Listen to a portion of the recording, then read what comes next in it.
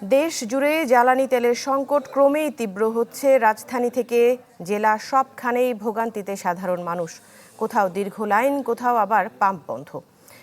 যোগানের তুলনায় চাহিদা বেশি থাকায় মোটর সাইকেলে ৫ থেকে ৬০০ টাকা আর প্রাইভেট কারে ১৫০০ থেকে ২০০০ টাকার তেল দিতে পারছে ফিলিং স্টেশনগুলো। তাও এক একজনকে প্রায় ৩ থেকে ৪ ঘন্টারও বেশি অপেক্ষা করতে হচ্ছে। ফিলিং স্টেশন কর্তৃপক্ষ অভিযোগ করছে, প্রয়োজনের তুলনায় অনেক অতিরিক্ত তেল নিয়ে মজুত করে আবারও পাম্পে আসছেন। তাই এই সংকটের চিত্র প্রতিদিনই দীর্ঘ হচ্ছে।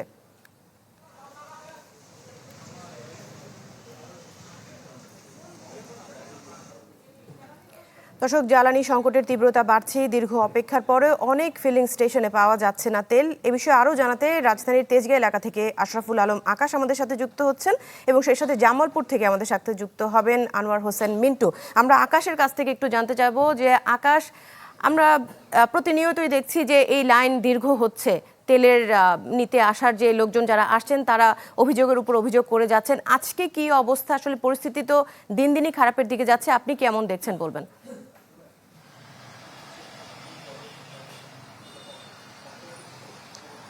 অভিযোগের কথা যদি বলি, অভিযোগ আসলে প্রত্যেকটা পক্ষেরই আছে। যারা তেল সংগ্রহ করতে আসছে আর যারা তেল দিচ্ছে, দুই পক্ষই কিন্তু সমানভাবে অভিযোগ করছে। আবার সচেতন যারা আছেন তারাও কিন্তু বলছেন যে কিছুটা কৃত্রিম সংকটও তৈরি করা হচ্ছে। কারণ ইরানের যে যুদ্ধ পরিস্থিতি, সেই যুদ্ধ পরিস্থিতি কিন্তু বিশ্বব্যাপী বলা যায় এই তেলের সংকট তৈরি হয়েছে, যা আমাদের অর্থনীতি থেকে শুরু করে দৈনন্দিন জীবনে নানানভাবে প্রভাব তৈরি করছে। আর এখন পর্যন্ত কিন্তু কোনো ফিলিং স্টেশনে তেলের দাম বাড়ানো হয়নি, তবে তেলের পরিমাণ কমিয়ে দেওয়া হয়েছে। প্রত্যেকটা ফিলিং স্টেশনে যারা কর্তৃপক্ষ আছেন তারা বলছেন আসলে যে মোটর সাইকেলগুলো অথবা প্রাইভেট কারগুলো ৫০০ টাকা, ৩০০ টাকা অথবা ১০০০ টাকার তেল নিত, তাদের এখন চাহিদা অনেক বেড়ে গিয়েছে।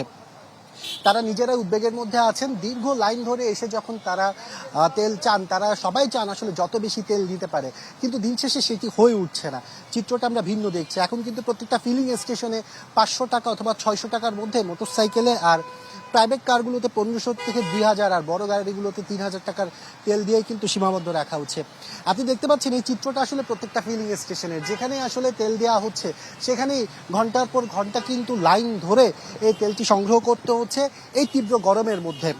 যতক্ষণ না পর্যন্ত যোগান, চাহিদা এবং সরবরাহর যে ক্ষেত্রটি সেগুলো ঠিক হচ্ছে। এর চেয়ে বড় বিষয় হচ্ছে কৃত্রিম সংকট তৈরি করার জন্য যারা অতিরিক্ত তেল সংগ্রহ করছেন অথবা মজুত করছেন, তাদের বিরুদ্ধে আসলে যতক্ষণ পর্যন্ত কার্যকরী ব্যবস্থা নেওয়া যাচ্ছে না, ততক্ষণ পর্যন্ত এই সংকট আসলে খুব দ্রুত শেষ হচ্ছে না। আর এর মধ্যে যুদ্ধ পরিস্থিতি যদি স্বাভাবিক হয়, তখনও আশা করা যাচ্ছে এই তেলের সংকট অনেকটি স্বাভাবিক হয়ে আসবে। আর এখন পর্যন্ত এই ভোগান্তির চিত্র কিন্তু আমরা প্রতিদিন দীর্ঘ থেকে দীর্ঘায়িত হতে দেখছি। জি আকাশ, ধন্যবাদ আপনাকে। মিন্টুর কাছে যেতে চাই। মিন্টু, জামালপুরেও দীর্ঘ লাইন দেখতে পাচ্ছি, কি অবস্থা এখন, কি বলছেন সবাই বলবেন? হ্যাঁ দৃষ্টি, জামালপুরে জ্বালানি তেল কিন্তু এখন অনেকটাই সোনার হরিণের মতো। জেলার প্রত্যেক ফিলিং স্টেশনে কিন্তু আপনি যেভাবে দেখতে পাচ্ছেন প্রায় ১ থেকে ২ কিলোমিটার পর্যন্ত কিন্তু বাইক চালকদের লম্বা লাইন। তাছাড়া প্রাইভেট কার, মাইক্রো লাইন তো আছেই। আমরা সকাল থেকে ঘুরে দেখেছি প্রতিটি ফিলিং স্টেশনে কিন্তু এই প্রচন্ড রোদের মধ্যে কিন্তু বাইক চালকরা অপেক্ষা করে পাচ্ছে মাত্র ১০০ থেকে ২০০ টাকার তেল। আমরা যদি এই এলাকায়, আমি আছি এখন জামালপুরের জবেদ ফিলিং স্টেশনে, আমি একটু কথা বলতে চাই একজন বাইক চালক।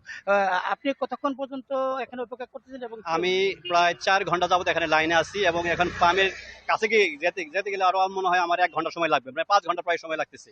এভাবে যদি তেল দেওয়া শুরু করে তাহলে মানে বাইকাররা বিশেষ করে মানে খুবই কষ্টে পড়ে গেছে এখন।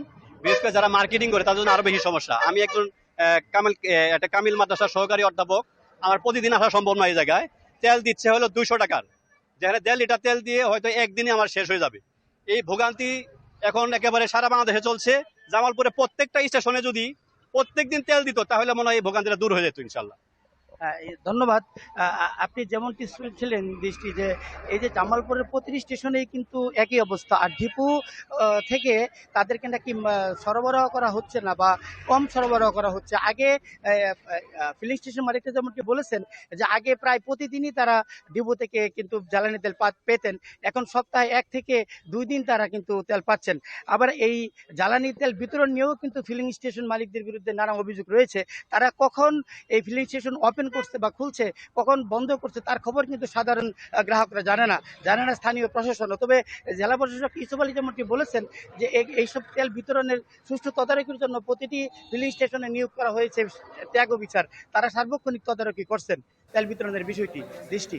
জি মিন্টু, ধন্যবাদ আপনাকে। দর্শক, আমাদের সহকর্মী মিন্টু এবং আকাশ আমাদের সাথে যোগ দিয়েছিলেন, তারা জানাচ্ছিলেন তেলের যে সংকট এই বিষয়ে।